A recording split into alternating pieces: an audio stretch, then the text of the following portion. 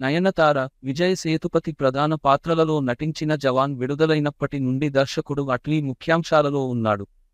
ఈ సినిమా ఎన్నో బాలీవుడ్ రికార్డులను బద్దలు కొట్టింది. భారీ విజయం తరువాత అట్లీ తన రాబోయే ప్రాజెక్ట్ కోసం పుష్ప నటుడు అల్లు అర్జున్తో కలిసి పనిచేయడానికి సిద్ధంగా ఉన్నాడు.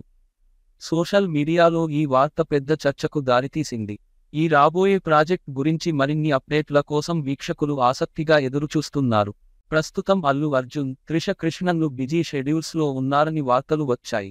అల్లు అర్జున్ ప్రస్తుతం Pushpa, the rule, block buster Pushpa, the right చిత్రానికి సీక్వెల్ చిత్రీకరణలో బిజీగా ఉన్నారు.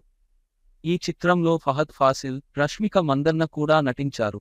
ఈ యాక్షన్ డ్రామా చిత్రాన్ని సుకుమార్ దర్శకత్వం వహించారు మరియు మైత్రి మూవీ మేకర్స్, సుకుమార్ రైటింగ్స్ సంయుక్తంగా నిర్మించారు. ఎంతో ఆసక్తిగా ఎదురుచూస్తున్న ఈ చిత్రం ఇప్పటి వరకు అత్యంత ఖరీదైన భారతీయ చిత్రాలలో ఒకటిగా చెప్పబడుతుంది. త్రిష ప్రస్తుతం తమిళంలో తెరకెక్కుతున్న యాక్షన్ థ్రిల్లర్ చిత్రం విదా ముయాచ్చితో బిజీగా ఉంది. దీనికి మగిజ్ తిరుమెన్ దర్శకత్వం వహించారు. ఇందులో అజిత్ కుమార్, అర్జున్ సర్జా, రెజీనా కసాండ్రా, ఆరవ్ ప్రధాన పాత్రల్లో నటించారు. ఇది కాకుండా ఆమె కిట్టిలో మోహన్ లాల్ నటించిన రామ్ కూడా ఉంది.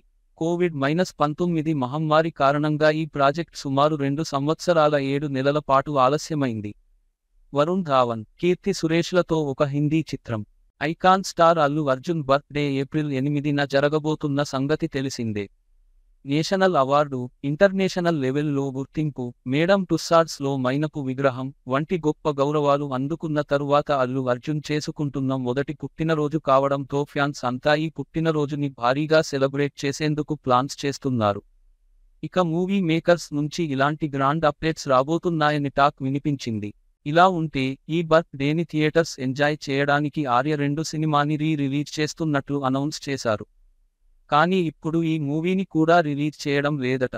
అలాగే కొన్ని చోట్ల జులై సినిమాని స్పెషల్ షోలు వేయడానికి ప్లాన్ చేశారు. అవి కూడా క్యాన్సిల్ అయ్యాయని సమాచారం. ఇలా బర్త్ డేకి స్పెషల్ షోలు లేక, స్పెషల్ అప్డేట్స్ కూడా లేకపోవడంతో ఫ్యాన్స్ నిరాశ చెందాల్సి వస్తుంది. మరి ఈ నిరాశని పుష్ప టీజర్ సంతృప్తి పరుస్తుందేమో చూడాలి.